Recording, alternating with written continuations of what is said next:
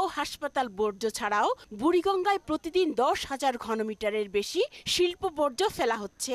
সঙ্গে রয়েছে ঢাকা শহরের প্রায় 2 কোটি মানুষের পয়ঃবর্জ্য। 2.5 শতাধিক পাইপলাইনের মাধ্যমে 24 ঘন্টায় অপরিশোধিত বর্জ্য ফেলার ঘটনা তো আছেই। নদীর পানি এতটাই দুর্গন্ধযুক্ত যে তীরে দাঁড়ালেই আটকে যেতে থাকে নিঃশ্বাস। এই পানিতে আমরা উজু করে আমরা গোসল করে নামাজ পড়ছি, আর এখন তো পানি সামনে যাওয়া যায় না, এত দুর্গন্ধ।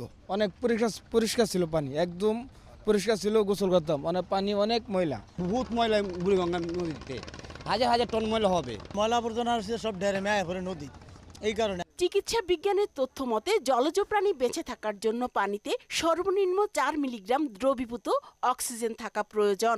অবিশ্বাস্য হলেও সত্যি যে বুড়িগঙ্গায় দ্রবীভূত অক্সিজেনের পরিমাণ মাত্র 0.14 থেকে 7.2 মিলিগ্রাম পর্যন্ত। অর্থাৎ কালো কুচকুচে বুড়িগঙ্গার পানিতে কোনো জলজ প্রাণী বেঁচে থাকার সুযোগ নেই। কোনো মাছ নাই গাঙ্গে, খালি সাগর মাছটাই থাকে, অন্য কোনো মাছ গাঙ্গে থাকে না। বুড়িগঙ্গা না থাকে তো ঢাকার অস্তিত্ব থাকবে না, অস্তিত্বতা থাকবে না।